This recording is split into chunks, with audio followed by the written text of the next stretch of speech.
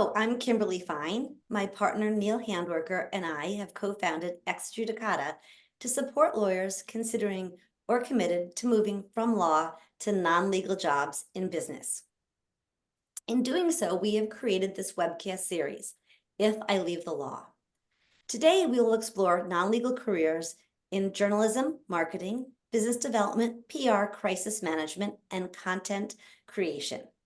This event is being recorded and will also be available on demand via the judicata website. We will be using the Q&A chat feature.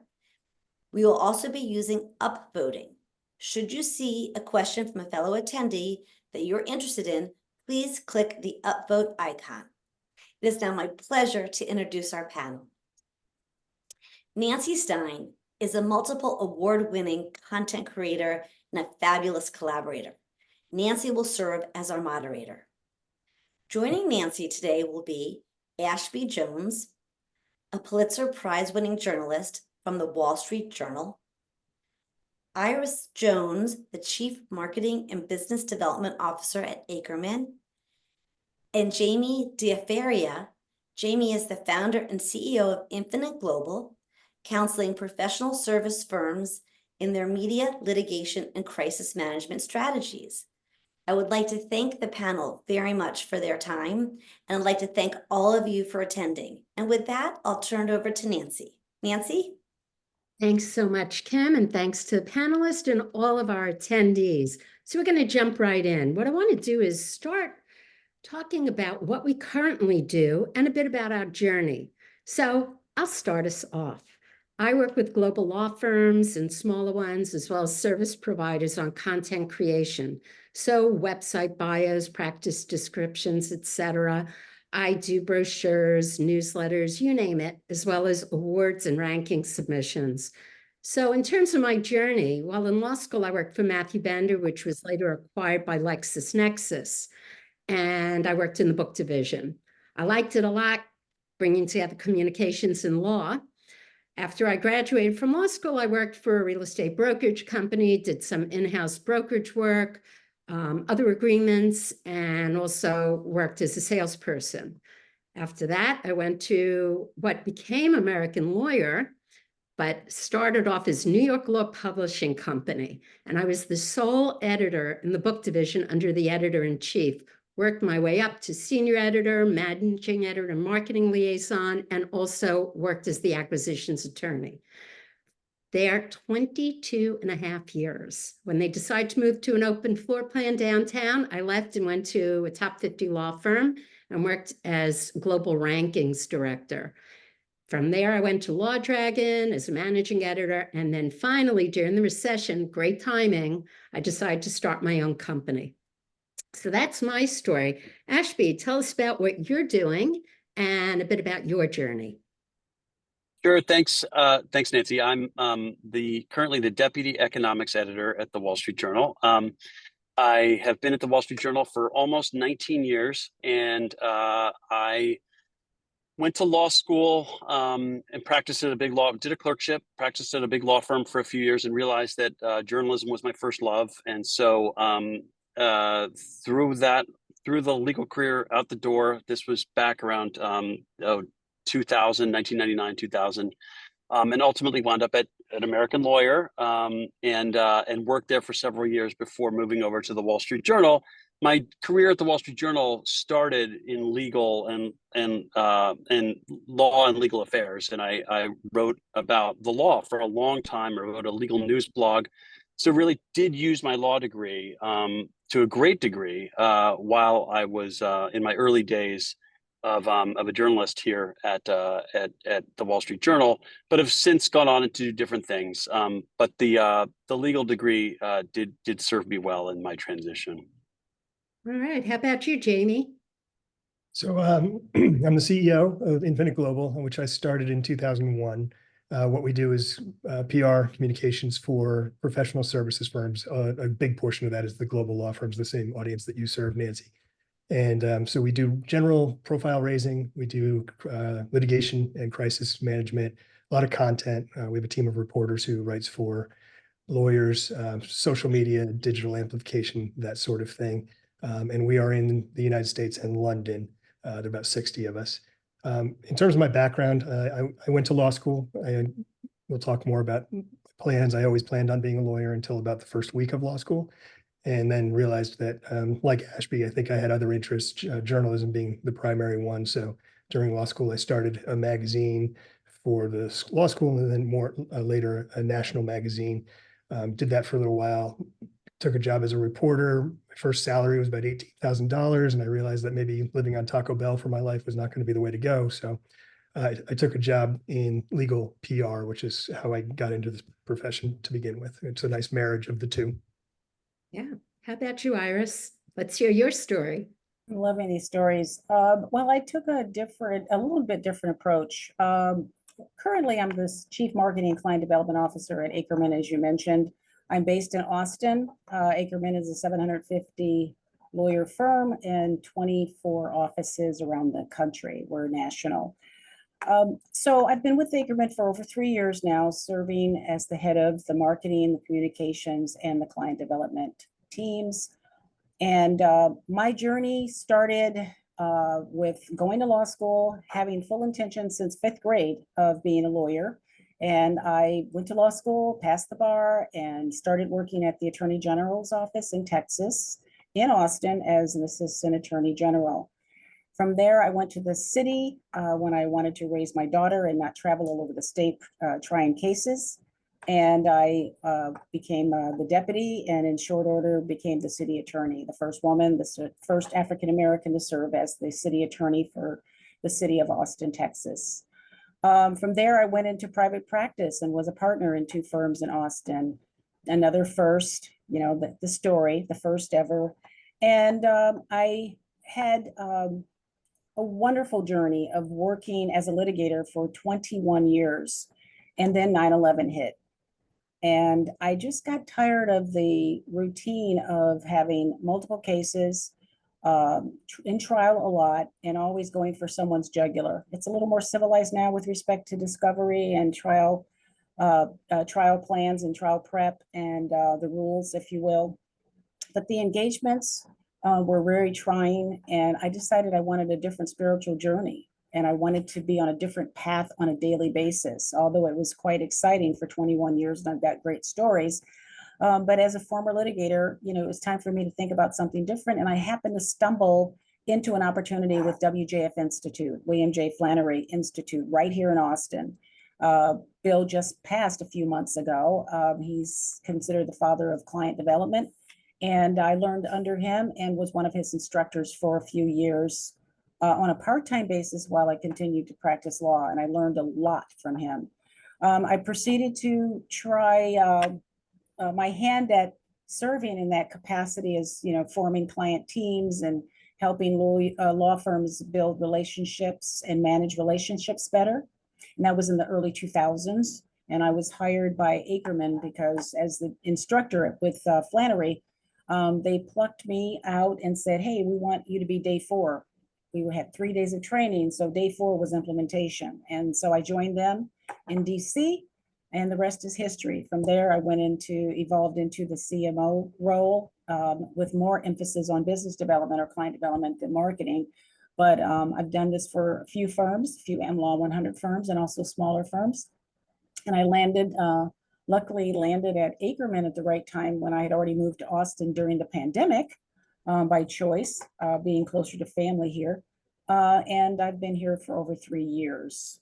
So I did the litigation thing for a long time. I wouldn't call it burnout, but it was called transition and, and some self-actualization taking place in transition. And then here I am today working with lawyers every single day. So I didn't leave the law per se, but I left the practice of law for something that continues to keep me in touch with my people. And my people are the lawyers. It sounds like a little bit of burnout there, and just the need to make a change. What made you leave the practice of law, Ashby? I know that Jamie, you actually didn't practice. You decided early on in law school you didn't want to practice, so we definitely want to hear about that too. But Ashby, what made you leave law and decide, you didn't want to practice? Yeah, well, I think unlike Jamie and Iris, I was not born, or I didn't grow up in high school, dreaming and knowing that I was going to be a lawyer. And I sort of fell into law school because I made a mistake that I think a lot of people back in my generation used to make, and maybe they still do. But I went to law school for the wrong reasons. I didn't know what else to do. I had come out of a liberal arts school with an English degree and just had no idea what to do, what to make of myself, and I needed to find a job. And I decided to go to law school, for to a large degree because it provided a certain amount of security and safety. And I think it was in retrospect the wrong decision. Not that I necessarily regret it, but I just looking back, I can see why I did it, and I don't think those reasons were totally the best reasons to do it. So fast forward to when I'm practicing it up. I was at a large law firm on the West Coast for a few years in their litigation department. And having never really loved, or thought of myself as a lawyer, um, I decided to give it a try, and I thought it was okay, but I was only a second year associate, and it wasn't great. I mean, the stuff you do, as anybody on this call probably knows, as a second year associate is not, you're not having a lot of Perry Mason moments, right? As a litigator, you're looking at documents, you're clicking through, reams and reams and reams of discovery documents, looking for various things, and it's tedious. It's hard work. It's tedious work. It's important work, but I just never loved it. And also, I would come in to the office every morning, and there would be voicemails from opposing counsel in some little case that I was running, and they were always unpleasant and always sort of belittling and demeaning and just unpleasant. And I thought, is this the way I want to live my life? Fighting for the rest of my life. And I said, I don't want to do this. And I had done journalism earlier and in college, and I thought this is maybe a better fit for me.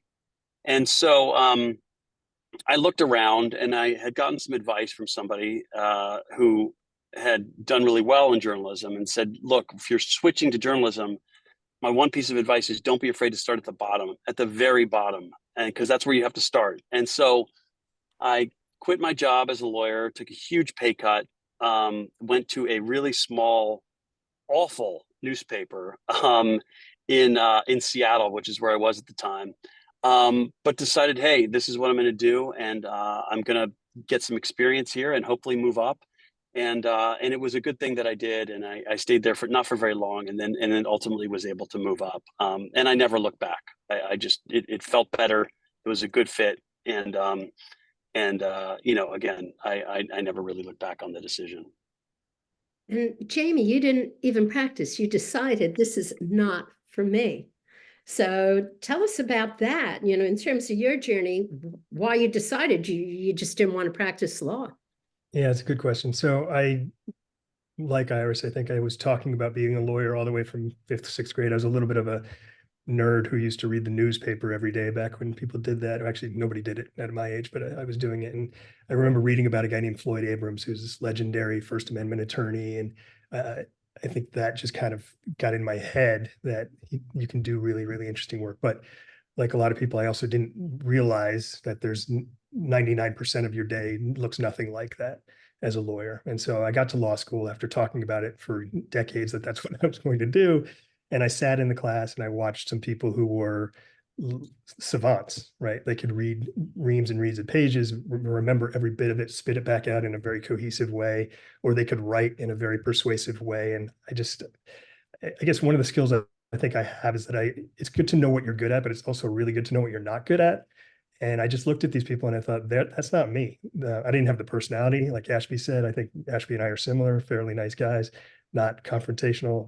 The whole profession, I could tell, just did not suit me in a way that I thought it had. And so about a weekend, I said, I better come up with a plan B. And so at that point, I started doing more writing. I was a journalist in high school and during college. And so I went back to doing that on the side and continued with the legal education because why not? I didn't have a plan B, and I was also learning. It was interesting, and my parents thankfully were paying for it. I was in a state school, and so that was pretty good. I'm sure my dad might be listening right now and is not thrilled to hear all these things.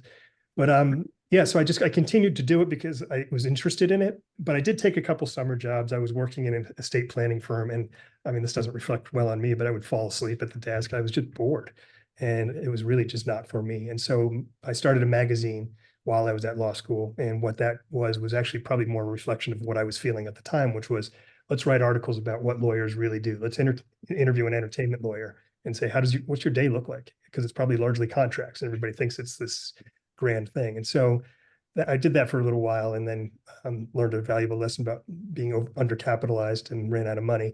And so I was approached by an agency that does legal PR, and it suited me. It was just a nice marriage of the two. And so I would say by the time I was about 27, I finally figured out, or 28, I figured out what I was going to do with my life. That's great. So a lot of people, they're in the 50s and 60s and still don't have a clue. What was your aha moment that you decided, practice isn't for me. I really want to do something different? I never reached that aha moment of it's not for me. I loved what I did. It's just, I think it was just the timing when everybody was assessing and reassessing their lives. After 9/11, I think we all were shaken, not just in the United States, but around the world. People started taking a look at what am I doing and how am I living my life? I know a lot of lawyers who I worked with in the past who basically hung up gave up their wingtips for hiking boots, and they hung up their briefcases and they did something totally different, something that I was really lucky to kind of fall into because I did a friend a favor in helping out Bill Flannery. It wasn't my goal to be a Flannery instructor. It just happened, and it was one of the most exciting things, and I loved it. But prior to becoming a Flannery instructor, I had worked in a couple of law firms where I was really good at rainmaking, and everybody was in that eat what you kill mode, and they just could not imagine what was going on and how I was able to bring in all this new business. And it was really about relationships, meeting people, going to conferences, asking for the business, not just for myself, but for my partners. So I was really loving that before I met Bill Flannery and the other instructors who I learned so much from. And so it was almost that I was a natural at it. And so when I enjoyed myself more working as a trainer, as an instructor, client development, relationship management, I thought, wow, this is awesome. And then to be approached by Aiken Gump because I helped to train at one time and being approached about coming to join them in DC. I was in Austin at the time. So it wasn't like I'm going to switch, but it was a transition that happened and an invitation to join them. And I said yes. I've always been open and excited about adventure, whether it's personal or professional. And I am not shy about making change or making some kind of adjustment because I'm very curious and I'm very open and somewhat daring. So I did. I moved to DC and joined them. And that was really my passion. I was really good at it. And a few firms later, here I am at Ackerman doing the same thing and hopefully learning from my fellow professionals as well as teaching them something as well. Yeah, So that's how it all evolved, Nancy. Yeah, it's interesting because there was that moment where you just wanted to reassess and then opportunity landed and you saw it, you were open to it, and it worked out great. For me, I was interested in law from when I was a kid also, but at 18, I got a traffic ticket. I was speeding, I was doing everything wrong. And I decided I'm going to fight this ticket. And I went to court and I won. And I was so excited. I said, this is what I really want to do with my career. This is what I want to do with my life. And I got to law school, got married after my first year. And my second year, I was sick for many months. I missed months of classes. And my GPA went from stellar to good, but not good enough. So I wasn't going to be in big law. I wasn't going to make the big dollars. And I needed work-life balance. So that was kind of my moment. And so I decided, I want to be able to start a family. I want to have a doable lifestyle for me. So I went an easier route for me. So, Ashby, we talked about that you're a journalist, but you went to law school and you just didn't have like another game plan. That's really what it was about. I mean, I really didn't have another game plan. I really went in I just threw myself in the swimming pool into law school, and I said, well, I hope this works out. I remember thinking that, and thinking to myself, well, this is going to be a lot of money, but I hope I'm just going to kind of go on a hope and a prayer that this works. And I could have stayed in practice. I could have stuck with it and probably made it work. But I thought life's too short. Life's too short to be doing something that you don't truly love, and to be doing something that is not, like Jamie said, is just not a good fit for you. It was really obvious from sort of day one in practice. And so, Nancy, it wasn't so much like, I didn't have a plan B. I mean, I didn't have a plan B, but it very quickly I was like, okay, there is this other thing that I want to do. I was a news junkie. I've always been a news junkie, and I just said, there is this other thing that's kind of out there. I hadn't really thought about it, but now I'm going to try it, and it's going to be journalism. And again, we're just going to see where it takes me. And like I said before, I mean, that time, once I made the switch, it really felt right. It felt like, okay, the temperature of this pool is spot on. It feels really good. And I'm just gonna stick with it. And I've been very fortunate that that's sort of worked out the way it has. I think everybody was open to opportunity. Something came along, you were willing to take a chance with something, with a focus on something you really wanted to do. You recognized you weren't happy, or you recognized that you wanted some sort of a change, and you acted on it. For Jamie, what surprised you the most about running your own business? Starting your own company, that's really taking a big leap. And I remember when we had our practice session, you went from a big salary to starting something and not knowing how it would end up. So tell us Yeah. about that. I mean, I think part of it is I was blissfully naive. I don't think I knew, if I had known, like looking back, or how much it would take to get from point A to point B, it probably would have been scary. I didn't know anything. I just knew that I didn't like what I was doing where I was. 9/11 happened, like Ira said, and I had a bit of a moment where I was like, I don't want to be working for this individual anymore, and so I'm going to go do my own thing. I was making six figures. My salary immediately went to pretty much zero, and I was living in New York City. But it was a perfect time in my life to try it. I didn't have any debt, thankfully, and I had a willing partner with me who was able to say, all right, if it doesn't work out, that's fine. We'll make it work some other way. So the timing was really good. In terms of the business itself, what I learned was that it's actually not as hard as I thought it would be. And you read all these stats about how all these businesses fail. And I think I was a little naive about that as well, because I had a good attitude, which was, all right, if it doesn't work out, what's the worst that happens? I have a good story to tell the next time I go for an interview about how I tried to start a business and it didn't work out.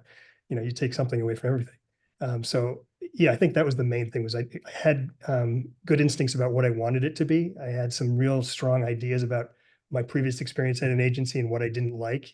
And I just kept it real simple. I want to make sure that whatever I do, I'm following these principles. And Iris can tell you, I've worked with her for a few years now, and I think a lot of the same stuff that we stood for back then, we still do. And I just focused on client service. And but yeah, I think the main thing was I didn't have an MBA. I made it up as I went, and I think that actually helped me. I didn't have anything that told me that this is the proper way to do things. I just made it up as I went. Wow. So what really surprised you, though, having your own business? Any big surprises? I think the surprise I learned is that nobody knows anything, really. I would get advice from folks about things like never give away free work. And I was pretty comfortable with our process. If we had a media opportunity, something like an interview for somebody, we would give it away for free to somebody because I liked our process. If I figured if they saw how we do things, then maybe they would give us more work. But you ask anybody there, don't ever give away free work. That's a horrible idea. And they would give you 10 reasons why. And I just always went with my instincts. And if I had listened to people, I might not be in business anymore. I mean, particularly when you're deciding whether to make a big leap like this, if you ask all your friends, most of whom are probably very risk averse, like most of the world, they'll give you 10 reasons why it's a horrible idea. They'll say, Ashby, why would you give up a salary in law to go make whatever you're making in journalism? And if you listen to those people instead of yourself, you'll probably make a decision that you'll regret later. Yeah, no, it makes a lot of sense. And Iris, what do you like most about your job and what do you find the most challenging? Well, to start out, I don't consider this a job. I consider it something that I do because I love it. So when you love something, it's not a job. If you want to say what do I love most about my career or my current position, I will say, Nancy, that it's continuing to work with my people I am comfortable with. You know, practice law for over 21 years. I'm comfortable with around lawyers. And I think that some of my colleagues, some of my counterparts who are working in firms and they don't have a legal background, not that it's required, you know, they're very smart people, very cool people. But I think that you have to be comfortable around the folks that you're serving and supporting so that it's more of a partnership than it is, you know, you taking orders and jotting down or trying to tell them what you think they want to hear. You're comfortable telling them that there's risks. You're comfortable telling them about the risks. You're comfortable in telling them that you can't recommend it. And in your professional opinion, respectfully, I would do X and not worry about your head rolling because they respect the fact that you've done your homework. What I like most about it is I do get a chance to rub shoulders with our lawyers, as I said. But the most challenging, I would say it's about the fact that we as lawyers are the biggest skeptics in the world about everything. And we've been trained that way. And so being persuasive when we want to innovate or create new initiatives or develop new initiatives, and you want to persuade the firm leadership to do it. And I think it's challenging because you have to do your homework. You have to do your research. You have to give them their why, not your why, how it benefits not only the clients, but also the firm and them individually, what's in it for them. It's very important. And I just think that my skills as a lawyer, as a former litigator, have served me well because you have to be persuasive in the courtroom. And you have to also listen. You have to listen to what it is they want to achieve. Not persuade just because you think it's best for them. Take your medicine. This is absolutely necessary. But to listen and communicate well and to be persuasive and convince them that innovation is going to put them on top and maybe exceed where they are in the competitive field, in the competitive marketplace. That's a challenge, but it's also a welcome challenge because it keeps my days very exciting and fresh, and there's never a dull moment. So as long as that's the case, I am like one happy camper. Sounds good. But that's very true. You really need to do your homework. You need to be well prepared and you need to listen. It's all of that. Ashby, what's the most challenging for you and what do you like the best? Um, so I think in journalism, and especially in daily journalism, every day is different. You never know what's gonna, excuse me, you never know what's gonna pop up. You never know what your day is gonna look like. You never know what challenges you're gonna have to do. Whether you're, you know, if you're a reporter, you might have to go get on the subway or get on an airplane and go somewhere and figure out how to report out a story. If you're an editor, it's you never know. You know, you might have to be managing a team of reporters that you send out to respond to some awful tragedy, and figure out the best way to report out a certain event. And so it's every day is different and every day is a challenge. And every day is, if you like what you do, I mean, it's like what Ira said, then every day, I wouldn't say every day is fun, but there are very, very few days in which I wake up in the morning and think, you know, oh no, I have to go to work today. It's always, oh, this will be fun, you know, and this will be interesting, and I get to dig into this story, and I get to talk to these people, and so it's forever interesting and forever very engaging, and never different. I would say the biggest challenge to it is sort of the flip side to that coin, which is, you know, if you're an editor or a reporter on a certain beat, you've got to respond and react to things in real time as they happen. And if they happen at 6 a.m, if they happen at midnight, if they happen on the weekend, if they've happened after you've been out to dinner and had a half a bottle of wine, you Mhm. often have to jump in and deal and do stuff. And it's awful. You kind of roll your eyes, but it's part of the job. You've got to be very responsive. I imagine it's probably not too much different from responding to the needs of a client, right? If you're a lawyer and the client really needs something on a short turnaround, you've got to respond, and that's just the nature of being a professional, I think, a lot of the time.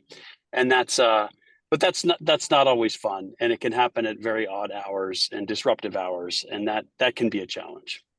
Yeah, it's the time constraints. You've got to act fast.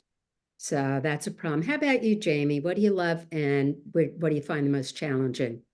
I love everything about my job, and I'm not just saying that. I really do. It suits me. I think every aspect of it suits me. All the stuff that I wanted to be a lawyer for, the reasons I wanted to be a lawyer, still exist, and the reasons why I didn't become a lawyer, I've addressed. So I knew that I would never be one of the upper echelon attorneys. I just knew that about myself. I didn't have it, and that's fine. But now I get to work with those people. I work with some of the very best lawyers in the entire world, and they work on some of the most interesting things in the world. And so when I first started out and my job was to pitch reporters like Ashby, I was kind of in the middle between an Iris and an Ashby. I would take what the law firm wanted us to pitch out to as a story, and then I would go to Ashby and I would say, all right, let's as a puzzle, I had to figure out how to make him write about what we wanted to write about. And I always just found that very interesting. And then as your career evolved and my job evolved, I found new challenges along the way. But the consistent thing is that it's different every time. If I want to find a new challenge within the company, I can go and do that. It's all up to me. I like having control over things. When I was working as an employee somewhere, it baffled me that my salary was dictated to me every year. I just didn't love that. I didn't love that I didn't have say over what I worked on. And I mean, that's fine. That's what employees are supposed to do, but it just didn't suit me. And so doing this on my own has been really a perfect marriage of everything that I love about the law and running a business. You The- know, all of you brought up about challenge and all of you termed it positively. Mhm. It's like you thrive on a challenge. That's the whole idea, and that you enjoy it. And it's the excitement of the changes each day. So that's really interesting. Yeah. I interrupted you, Jamie. I'm sorry about that. No, half the time I don't even answer your questions. I apologize. I didn't really address the challenges piece. I think the one piece that is a source of frustration is as the business has grown, as it gets bigger and bigger, then you start to run into things that are a little bit more frustrating. And having more employees, who I love all my employees, but that comes with its own set of challenges. Having more clients, I work with some of the largest law firms in the world. They're not always the easiest clientele, as you all know. And so there just becomes a lot more of all the stuff that was fun about the beginning becomes a little bit more layered the larger you get. So I've had to work with that. You know, Iris, you talked about making the change and how you went about it. Ashby, how did you go about it? How did you prepare for the change? And you've got finding a job, you've got the financial aspects of having less money. How did you manage all that? Yeah, it was hard. I mean, I think when Jamie said when he started the business, he was 28 or 29. I think I was 28 when I left the law firm. And I think I was just young enough to do something that was probably seemed to a lot of people to be a little bit foolhardy, right? Jumping off the diving board and into journalism. The hardest thing, Nancy, for me was I did have a lot of law school debt. And this was, gosh, 30 years ago when I graduated from law school. Still, I paid for the thing for law school, all on my own, and I did it mostly with student loans. And but I made the decision. I didn't want that to dictate the rest of my life. I didn't want six figures in student loans just because I had that. There had to be a way. There had to be a way so that financially I could make it work. And effectively, what I decided to do was to just go to a repayment plan that I would wind up paying a lot more. I would wind up paying a lot more because I would extend the repayment period and pay a lot more in interest. But I decided, you know what? I'm just going to do that, and I'm going to reduce my monthly payment so that I can make this new career work. And I don't care, and I'm not going to beat myself up over that. I'm just going to go ahead and do it. And it took me almost 30 years to pay off my student loans. Literally, I paid them off just a couple of years ago. It was the best thing I ever did. And I had, $300 or $400 a month to make on my payments. And as I got older and progressed through my career, those payments really didn't, they were sort of became kind of negligible, right? Or very affordable, I would say. So that, I could go on and on, but that for me, that financial piece was probably the most challenging thing that I had to figure out in order to leave the law. And it wasn't easy. It was scary. I will be lying. And my parents, were just shaking their heads and saying, okay, well, good luck with that. And I didn't ultimately know if it was going to work out, but I have lived to see another day here. So I suppose it has. How about mentors? Did people have mentors that really guided them and helped them along their journey? How about you, Jamie? Yeah, I did. I find that in this industry, people are really nice, and I love that. It's not across the board true, but for the most part. And when I first started out, I was introduced to a guy named Alan Ripp. Alan Ripp runs his agency. He's a small agency, and when I started out, he had no reason to help me.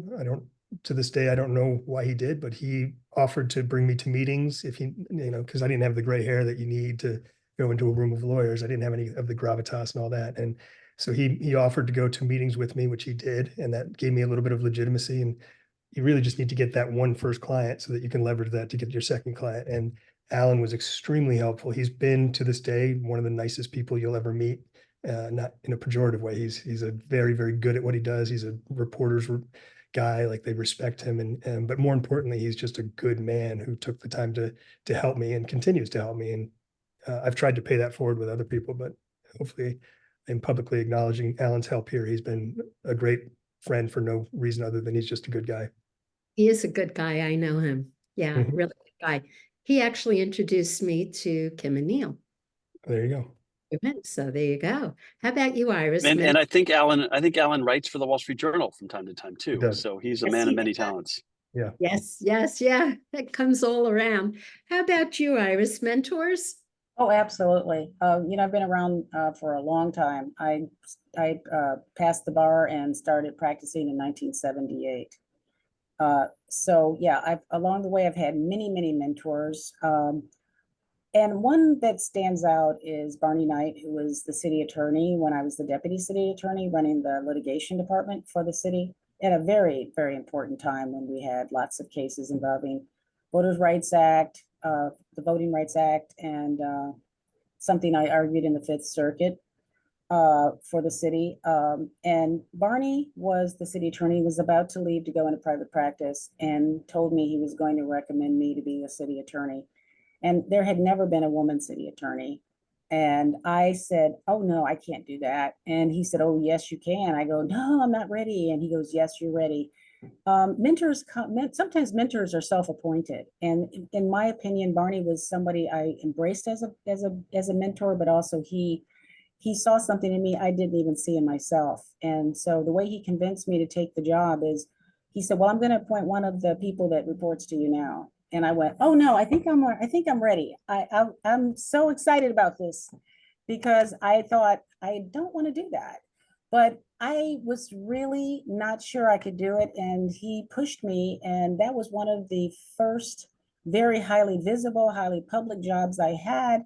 And it encouraged me to be the person I needed to be. And what I mean by that is I had to stand up against the city council as well as the city manager on a couple of ordinances they wanted to pass, and I refused to sign them because they were unconstitutional. And in one instance, in particular, it was a highly charged issue, and a year later, the court held that the ordinance was unconstitutional on its face and as applied. And it was a hard thing to do. I was threatened and to sign it, and I did not sign it. And then in headline paper, article in the Austin American Statesman was Iris Jones, the city attorney, told them that it was, but they did it anyway, you know, and it was like, yay. But it's one of those things where I was afraid to take the job in the first place. And then I was able to stand up to a lot of powerful people to do what was right. So mentors are incredibly important, and whether you pick them or they pick you, or there's a mutual agreement to be mentored, they are absolutely necessary, because you get in your head about what you can and cannot do, what you do and do not want, and they can take you to great heights and to put you in a situation where you never knew you had not only the courage but the ability to do certain things. And that's just one of the many examples in my life that has been as a result of having strong and wonderful mentors. And Nancy, if I could add one thing too, Sure.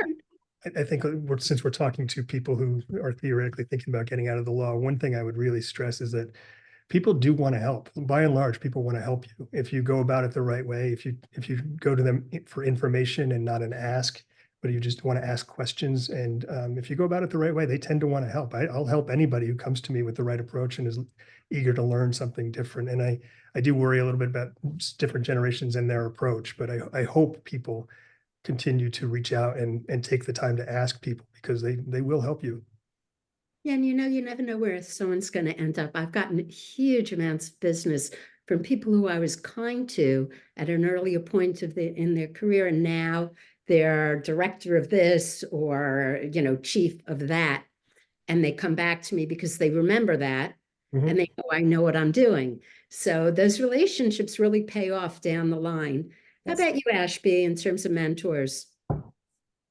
Yeah, I mean, the one mentor that I really stands out for me here at the Wall Street Journal is an editor by the name of Mike Sikanoffi, who just retired. He was a legendary editor here at the paper, and I kind of thought I would never get to work with him. I didn't work in his department. He was head of the investigations, and I was doing other stuff. But the team that I was working, the legal affairs team, back in 2016, we started getting tips about possible payments that the then candidate Donald Trump was making to women, and we sort of didn't exactly know how to run this story, or I didn't. I was new. I was a new editor, and I had this incredibly hot tip, right? That Donald Trump, you know, 6 months before the election, is running around trying to pay off women that he allegedly had affairs with. And so I turned to Mike, and Mike and I, you know, Mike showed me how to run a big, explosive story like that. And Mike took me under his wing, and together we and a whole team of reporters, you know, we did manage to break a lot of that news about Stormy Daniels and others, and that all came from the Wall Street Journal. But that all really did come from my just being in the right place at the right time, and having the good fortune of being able to work with this legendary editor who showed me how to do this. And so, you know, again, it goes to sort of what you were saying, Nancy, about being in the right place at the right time, extending yourself, being personable, so people want to work with you. They like to work with you. I by no means am like the smartest or most talented or best editor at the Wall Street Journal, not by a long shot, but Mike was willing to work with me, because we had gotten this great tip, but also because he knew that, you know, I was a good guy and I could be coached. Basically, I was a coachable kid, to use that sort of that language. So I would say Mike, and that ultimately is the story that we won the Pulitzer Prize for. So that was a big deal in my career. You know, I look at the skills and stuff that we bring to the table, and I think that people, you know, they get so nervous, they get so worried. You have to have flexibility. But for me, I think that what did I get from law school? What did I get from practice? Very short amounts of practice, but what did I come away with? I understand how lawyers think. I understand the terminology. I was experienced on such a broad range of topics and new and emerging issues that were arising in the law in my position as an editor.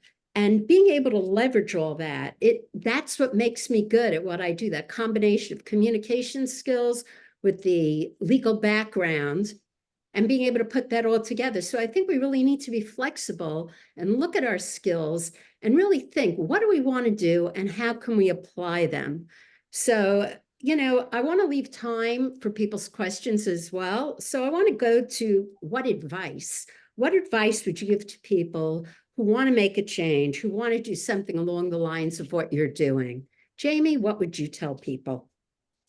One, I would say, make sure you have the flexibility to do it. I talk to my daughter all the time about giving yourself options, right? If you want to become a doctor, you have to start by taking biology at some point in your life, right? If you don't do that, you're probably not going to be a doctor. So at the very minimum, just do the things that you need to do to give yourself options. And financial flexibility, in my case, worked out pretty well. I kept my overhead very, very low when I started the business. If I had bigger obligations, if I had a big ego and I needed the office space and all that, it would have put more pressure on me, and I would have made decisions based on that versus just making pure business decisions.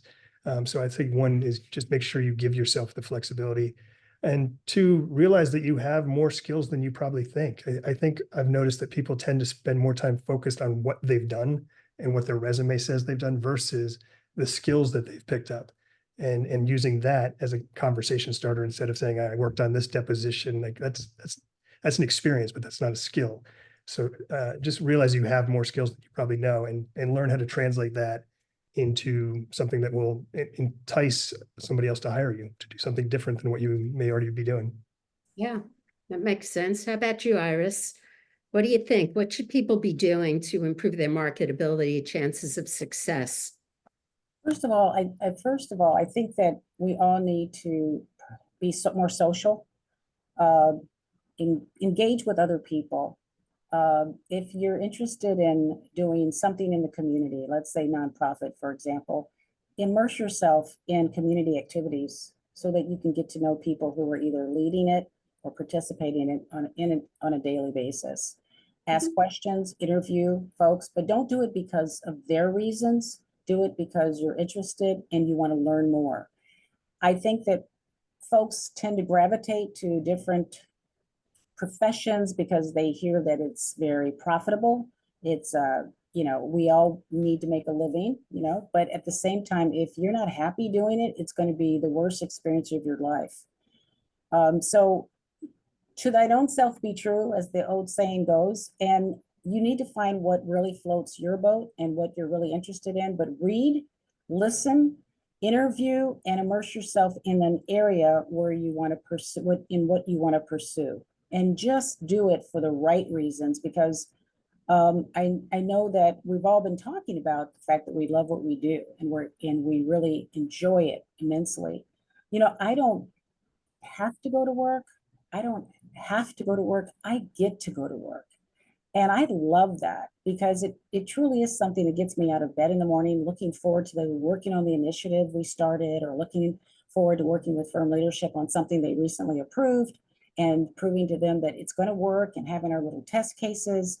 It is exciting. And if you aren't excited about getting out of bed in the morning, then you better get busy finding something to get out of bed for. And that's got to be your reasons, not your parents, not your siblings, or not somebody you're competing with as a friend or a colleague.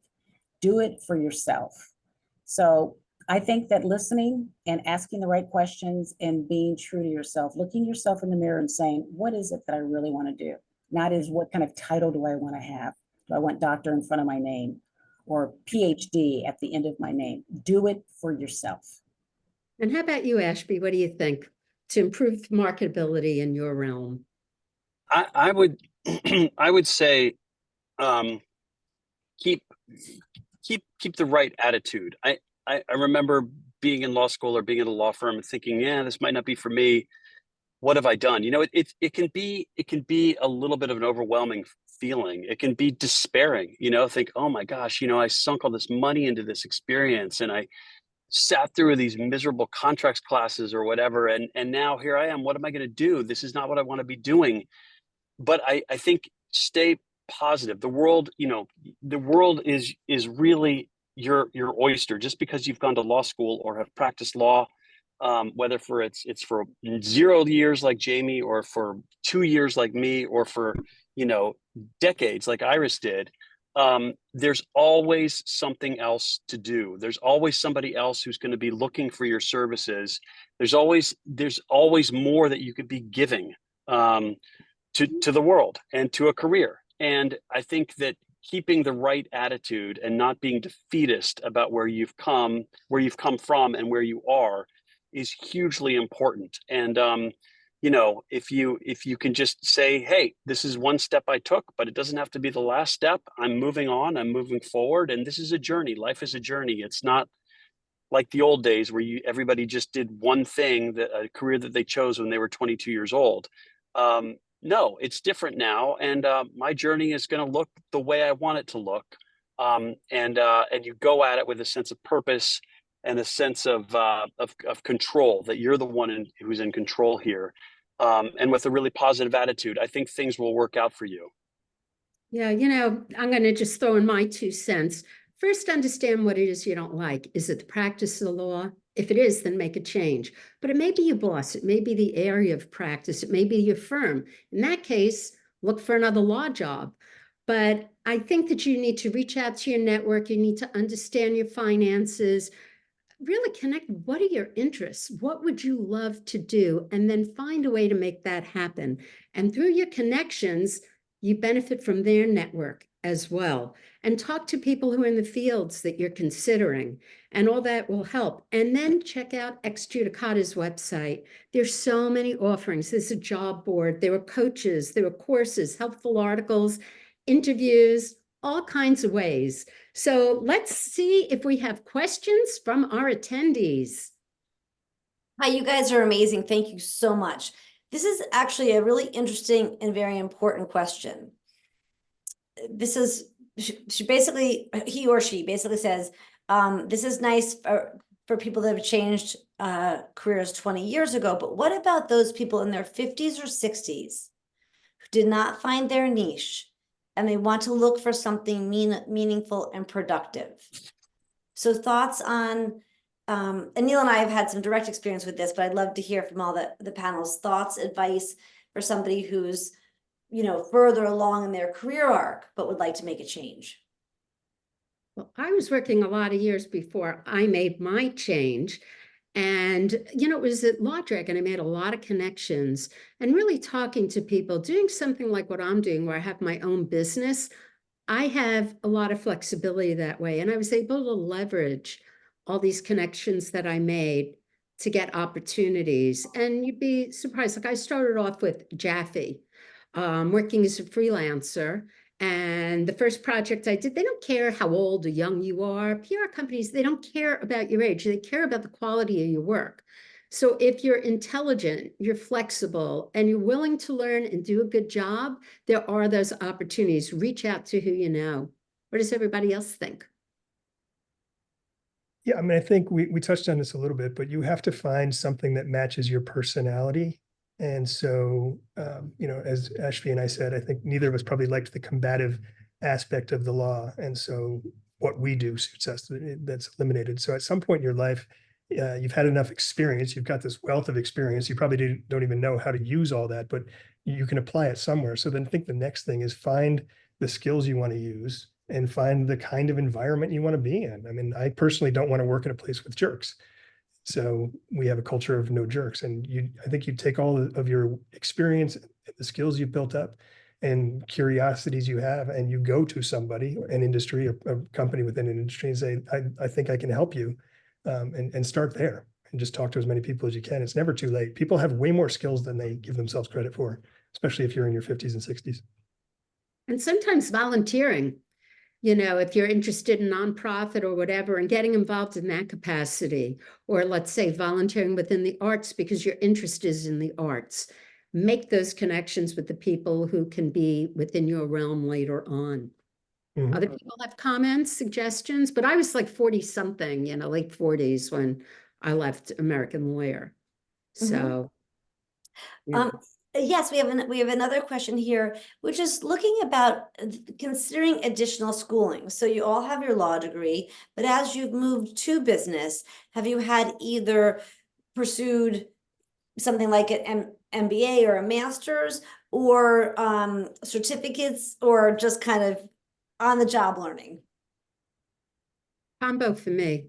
You know, I'm always reading and learning, less in the formal aspects, more informally.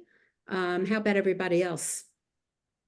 Yeah, I never thought about going back for additional schooling. I was entrenched in the job. I was learning way more on the job. And this is probably the worst thing to say to people, but I also have a little bit of a thing about MBAs and other types of education like that. I think it limits you in some ways. It teaches you how things have been done. And I think me not having that, again, being a little bit blissfully naive, it freed me up to just do what I thought was the right thing to do. And that matched up with my culture and the way I did things. So I'm not sure additional schooling would have helped me. Maybe I'm just saying that because I don't have it. I don't know. Well, for me, I became a certified mediator, which certainly helped. And I had no interest in getting a LLM. That wasn't for me. I think that with the fact that as a practicing attorney, we had the CLE requirements, the continuing legal education requirements, if we wanted to keep our law license, and that was usually between 15 and 20 hours, including ethics every year. And that was, you know, to me, plenty. But in just to build on what everyone else has said, Jamie and Ashby said about the 50s and 60s and what kind of advice we give to folks in that at that age group. I agree with Jamie. You've been out there. You have life experience. Count on that life experience to tell you what it is that you want to do for the rest of your life. I myself I'm a baby boomer. I have no interest in retiring because I'm enjoying what I do. And when you love what you do and you enjoy what you do and you're contributing, you may work until, you're in your 80s, like Dr. Fauci, who just retired recently, or someone else who is running for president in their 80s. So here's what I'm going to say. Count on that life experience and your introspection and your own truth to find what you want to do, whether, like Nancy said, it's voluntary or it's for a paid gig. Folks are starting to look to baby boomers and folks who have the maturity and the tenacity to work till the job is done. Not to critique any other generations. I'm a huge fan of all the generations, and I have them on my team, and they're fabulous professionals. But we know what it takes to do a job, and whether you do what Ashby did, start from the bottom and work your way up, they need your kind of skill set and your kind of work ethic. So just do what you love, because it won't be like work, and you'll enjoy it well into your 70s, 80s, and beyond. And turn your resume on its ear. Figure out what your skills are and how they will translate, and work things in that way. What are your accomplishments? What are you able to do? I know a woman who's 87, you're talking 50s, 60s, 87 years old, and got hired to work with people in nursing homes. Some of those people are younger than she is. And how did that happen? Because she was volunteering and admired for the great job she was doing. So there you go. So it can happen. Ashby, your thoughts?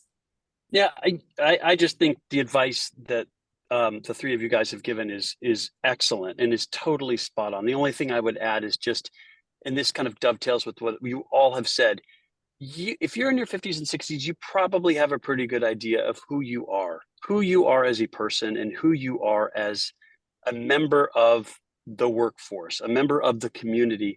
And you know what you're good at, and you know what maybe you're not so good at, right? If you're Jamie, you don't want to fight for a living. You don't want jerks to be around you. If you're Iris has spoken very clearly about what she's good at.